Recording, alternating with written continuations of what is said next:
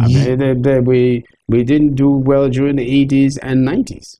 No, but even if you look by looking at the GDP performance, GDP growth rate. You know this argument about GDP. We're looking at the numbers those numbers. We're talking about translating those numbers into effect. Livelihood because see the 2000s, we saw increase in GDP. Yeah. But in the 1980s, the level of poverty was 23%. Yeah. Yet, in the 2000s, the economic growth rate was 7%, 5 to 7%, yet poverty increased to as much as 70%. So mostly we're looking at relative poverty. So no, I'm talking about absolute poverty. Yes. Okay. Well, as the economy was growing, poverty was growing. That's what we saw. I'm not going to argue with you much because I think you're up to something. Yes.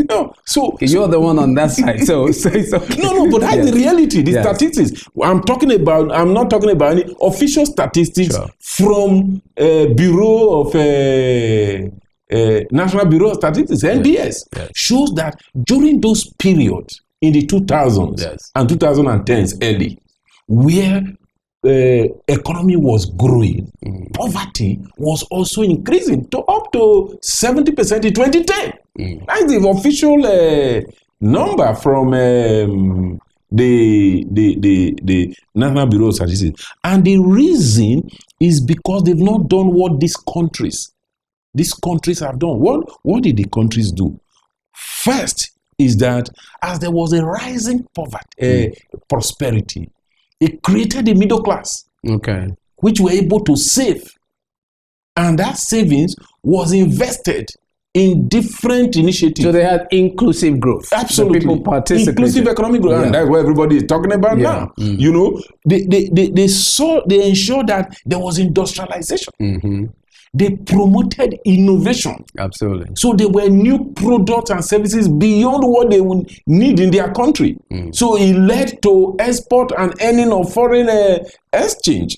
You know, they promoted research and development. You're right. But beyond this, you know, any country, and if the federal government, you know, this initiative of lifting 100 million people out of poverty, there are certain policy shifts that are needed.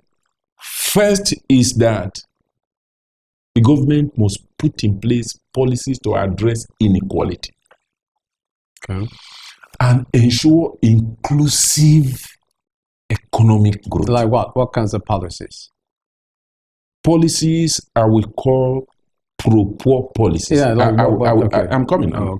Pro-poor policies. That is generically.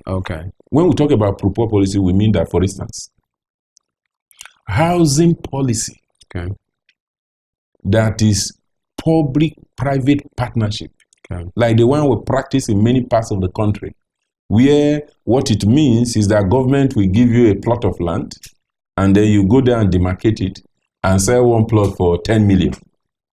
That can never favor the poor.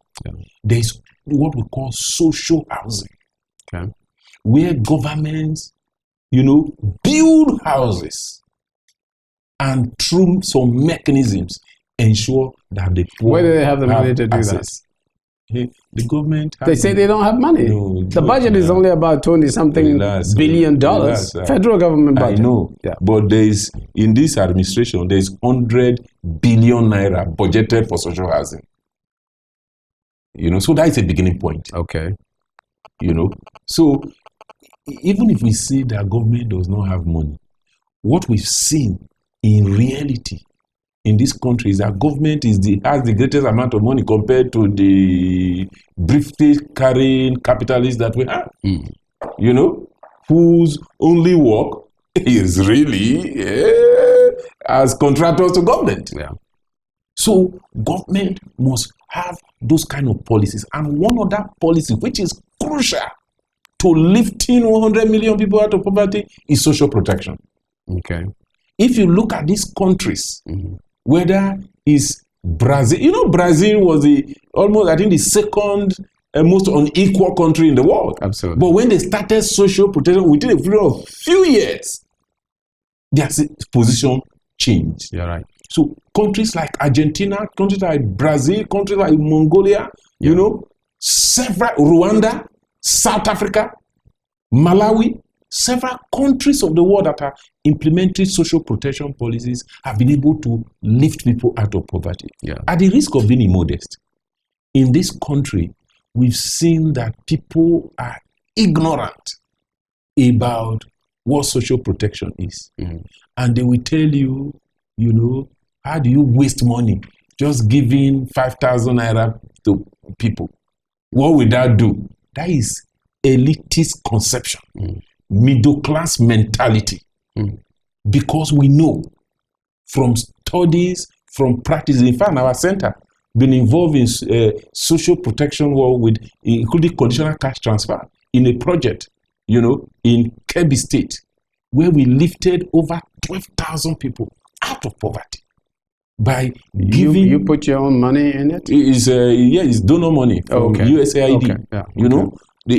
Every month we give 5,000 naira, and then we put a mechanism in place for agriculture training and giving them access to seeds and access to agric input. No, but we are doing it now, though. We have a conditional cash transfer, which I don't know whether people know. I started when I was in government. The conditional cash transfer program. Yeah, but the thing is, we're doing it, but it's not good enough. No, the point is not sufficient. It's not sufficient. It's not sufficient. That's the point. Yes. But that's not the point. Is that there are many politicians, there are many self-styled social commentators that are saying it's a useless program. You don't have to give money to people. That's the point I'm making. Yes. That if we really want to lift these 100 million people out of poverty, we need to expand. You're right. Yeah. The social protection program. Yeah. Because in countries like Brazil, you know what they did, sir? They went as far as having soup kitchen, where they cook raw food banks, school meals, and people come and line up and eat free. We're doing it here too now with the home grown school feeding program. No, but in Brazil, beyond school children, they have food bank where adults line up. Okay. Because if you want to lift people out of poverty, what do you focus on? Food, health, agriculture, and infrastructure. Yeah. So what is the word, as an expert, to Nigerian and to Africans? This is the thing that you must do if you are to succeed within the next, say, 20 years. I would say three things. One is that they should have a national development plan that prioritizes the key sectors that affect the life of people. Okay. That is agriculture, health, education, and infrastructure. Number one thing. Is that what China did? Yes. Is that what India did? Yes. China had a 10-year development plan. Okay. India had a 5-year development plan. Yeah. And I think India's only for the past 50 years, they've maintained it. What about drilling down to the family level as they've done in China? So almost every family... That's the next point I'm saying. Okay. With three-point agenda, just very strong. Right. The second one is the budget. Okay. They must work on the budget to make sure that majority of the budget, the large chunk of the budget is devoted to capital expenditure. Okay. And it requires revolutionary actions because there are entrenched interests and entrenched systems and entrenched workers within the system. The final thing is social protection. In fact, make it universal. Okay. Universal social protection. Can you afford it? We can. There are studies. But where are you going to get the money recently, from? Sir. Where are you going to get the money from? Like in Brazil, like the one you're talking about in Brazil, their Bolsa Familia, they cover all the poor people. Even in Mexico, they cover all the poor people. You can't cover all the poor people in Nigeria, can you? Yes, we can. Okay. If we change the budget. Sir, I advise Nigerians, the budget is not a public document. Go and look at the budget. When you see the content, you know that it can be changed. Yeah. You get the point. And bring out the money to affect the life of people. That is what we need to do. You see, the money, it may not be enough to cover everybody at the beginning, but we need to cover more. And people need to understand that this is the way to go. Once we do that, we do these three things. You know, we have a national development plan. We focus on the key sectors. We have a changed budget. Okay. And then we focus on social protection in a way that is focused on lifting poor people. Then, in the next 10 years, we have the potential of lifting 100 million people out of poverty. Dr. Buja, thank you so very much. You're always wonderful. Thank you, sir. Wonderful. Thank you. Great job. Thank you.